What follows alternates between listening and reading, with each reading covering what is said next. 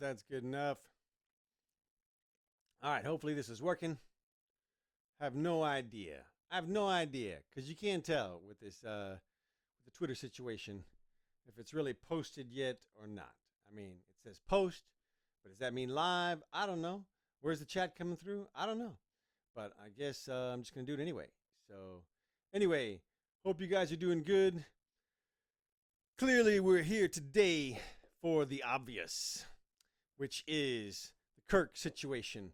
And I'm going to include some criminal justice in this whole talk because really it all ties together. And I was about to do a criminal justice thing on the chick from Ukraine and everything that's going on there. But it all ties together. So first things first, I think, this clip from Dowd really exemplifies the problem. Listen to this shit. But following up what was just said, he's been one of the most divisive, especially divisive younger figures in this, who is constantly sort of pushing this sort of hate speech or sort of aimed at certain groups. And I always go back to hateful thoughts lead to hateful words, which then lead to hateful actions. But what a dumb thing to say that is. And the reason is because he's conflating things. He's confusing things. And let's break it down what he's doing. So he says that hateful ideas, hateful thought leads to hateful speech, right? And you can see that. You can kind of see that how that would happen, right? If somebody was thinking hateful thoughts, that might lead them to say something out loud hatefully, right? And then you could easily see that that might lead the same person to take some hateful actions if the hate was already brewing up in them. But that's not what Dowd's talking about. As you know, what he's saying is he's inferring, first of all, he's inferring these hateful thoughts from Kirk. And we all know that they're not hateful thoughts at all. It's concern that he has for these other communities. But put that aside for now. What Dowd is doing is he's saying, okay, saying these hateful thoughts in this guy's mind cause him to say these hateful things, which again, he's inferring are hateful things. And then he makes this giant leap. He says, that causes hateful actions in somebody else, a third party. Like, what? Come on, man. This is it's incredible. The two giant fallacies there. One, that you can read the person's intentions based on what they're saying, which you're not doing a good job of, Matt. And the fact is that, Charlie's just concerned for these communities. But be that as it may, even if he was saying hateful things, that does not justify hateful actions in somebody else. I don't understand how this has been a problem, but it's clearly gotten out. I mean, it's everywhere. We see the UK now. You guys, I know you've seen this little UK girl. I know you've seen her with the, I'm just going to show you the picture just because it's cute. And of course, this is her on the right with the knife and the hatchet trying to defend herself. And then on the left here, we have the Ukrainian girl who gets slaughtered on our bus system in North Carolina. And you can see she's cowering in fear. She doesn't know what to do. I think she's just been stabbed at that point. I think that's post-stabbing, which is just horrifying. But this is what it's come to because people are having this problem with criminal justice. And I'll tell you what the problem is. There's a couple of big problems. The number one thing is free speech. We're going to talk about that first because that's what Charlie was just killed for. Basically just having a different opinion. And if there's one thing, literally one fucking thing that we have to establish in this country, it's free speech. Because you can't share ideas if you can't talk about it. You can't even share ideas. And if somebody can just infer that that's hate and that justifies hateful action against you, well, then you're done if you open your mouth. And by all accounts, I didn't know Charlie Kirk from Nick Fuentes or, any of these guys really, honestly, but by all accounts, he was very mild-mannered. He talked to whoever. He kept his cool. He didn't berate people or put them down or whatever. And yet they killed him. I mean, somebody killed him. Now, look, it's a crazy person that killed him. I'm not going to read too much into the killer's trans identity. It is ironic though, the whole gun discussion. I'll I'll veer off into a tangent here for 1 second. Literally, before we started this, I was about to address the rather crazy concept of banning trans people from owning guns. You don't have to do that. I can see why now that would be a great. Somebody was probably going to put forward that bill because what are they going to say? I mean, they're all on the side of anti-guns, right? So who's going to lobby for the trans people to have guns? I mean, nobody, except the pure Second Amendment people like me. Because what we're going to say is, look, it's not the trans identity that you have to worry about. It's the craziness. It's the lunacy. There are some actual trans people, okay? I think it's probably a very small percentage of the people who are masquerading right now as trans people. But for those people, you want them to be able to have guns. And, maybe in the interest of just the vast majority type of situation, you could do it. But look, you don't want that. What you want is you want the control of the guns to be meted out by the people, by the private citizens. You don't want there to be a central control over the guns, because then somebody like Dowd is going to get in there and say, oh, you guys are just hateful. You can't have anything. You can't have the guns. And it's so interesting that they still embrace concepts like equality, and yet in their minds they have this group, the police or the military, who are just fine with guns. These guys are fine with guns. In fact, give them more guns. Give them every freaking kind of gun that they want. But if you're not part of that club, then, well, you can't even have a gun at home, really. I mean, it's just too dangerous, right? At least in the UK, God, they won't even let the people carry freaking knives. Those knives were illegal. And if you heard the person who was filming, they were trying to get the little girl to show the knives because they were trying to get the girl in trouble. They were like, show the knife, show the knife. Yeah, because they're trying to get her in trouble because they know the authorities over there are more concerned about her showing a knife than they are about what she's defending herself from with the knife. It's so perverted right now. It's amazing. It's so ass backwards. And, to get back to the United States and the Ukrainian girl, God, I've spent a lot of time in my life arguing for leniency in the criminal justice system. And at this point, look, I'm still going to argue for leniency, but look, here's the way you do it. They screwed it up.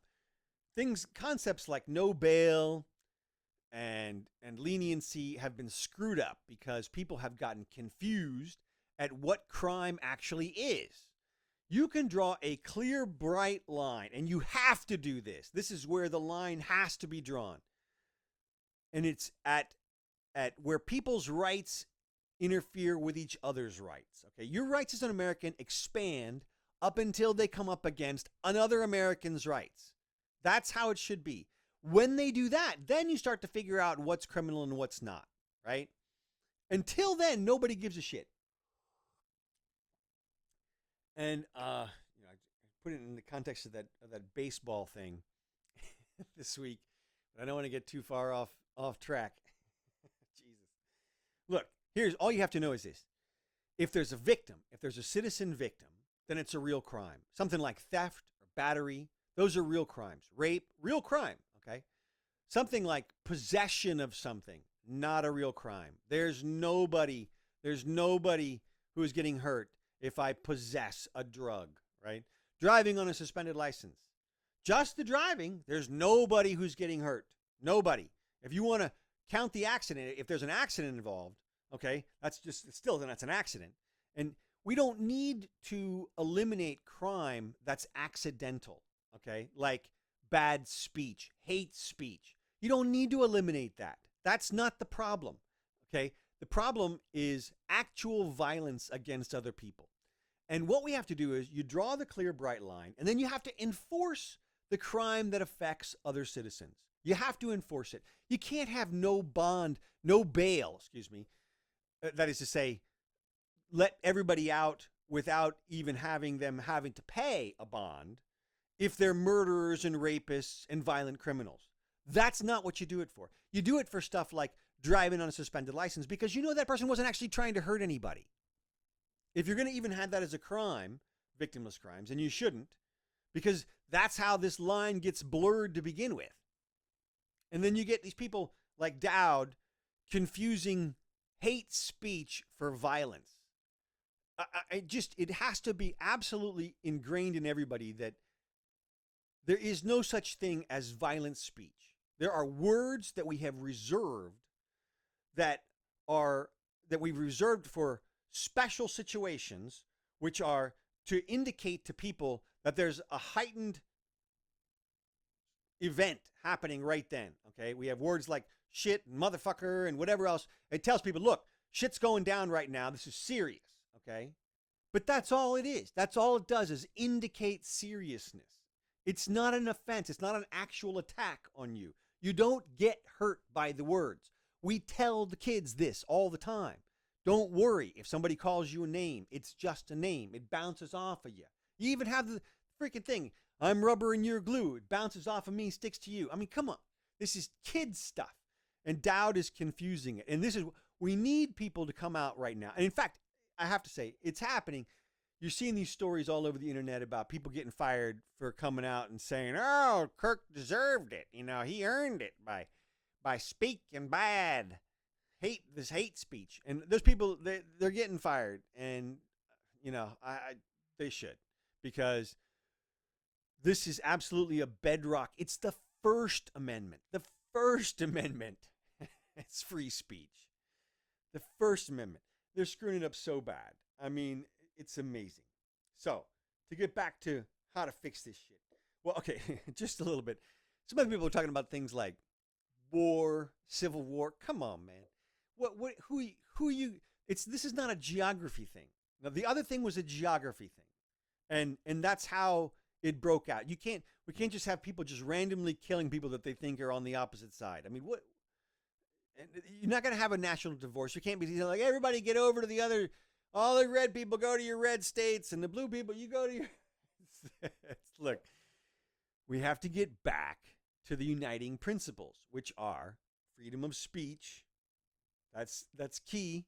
And then we have to enforce violence. That is to say, we have to enforce crimes that are violent. We have to... I'm saying this wrong. You know what I mean, damn it. We have to punish violence.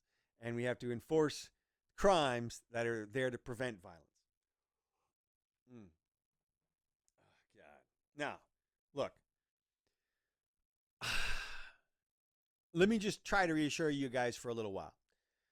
People like this guy who killed this Ukrainian girl, there are states and places, and especially cities, where these guys get out multiple times, over and over and over again, repeat offenders.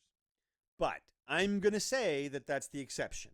Now, I'm open to statistical analysis of certain cities, but where I practice law, you do not get that kind of second chances, okay? You get convicted of a second-degree felony in the state of Florida, your next felony scores you prison time, okay? And when I scores prison time, what I mean is that, and this is true for most of the states, they have a point system, which basically says whatever crime you commit, if it's a serious crime, you start accumulating points and they go onto your permanent record, okay?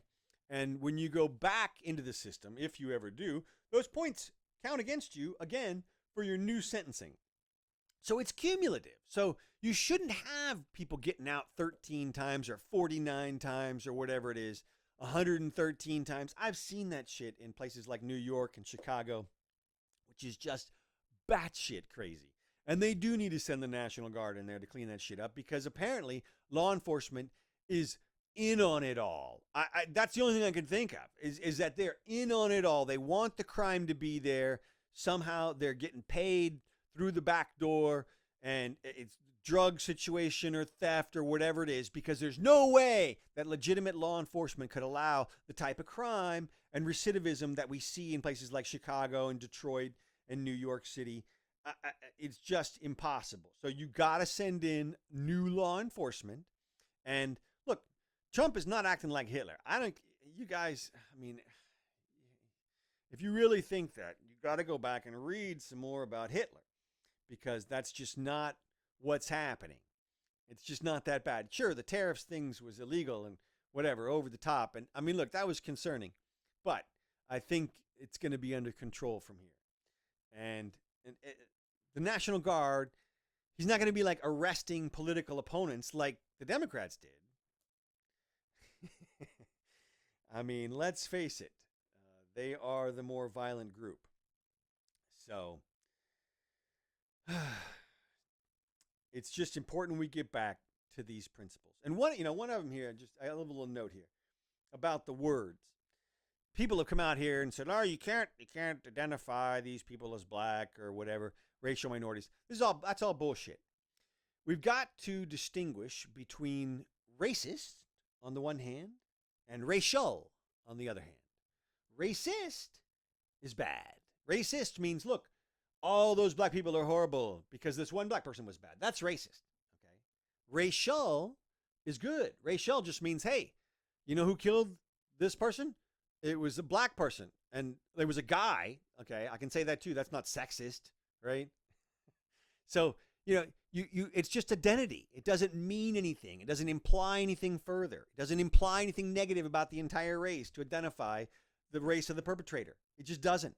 And we need to get back to reality here. Everybody needs to share in the reality. And part of the reality is we can all share the words and the reality without getting in trouble. So I hope this helps. I hope this recorded. And I'll try to get questions going at some point when I figure this out a little better. So that's it. Have a great day.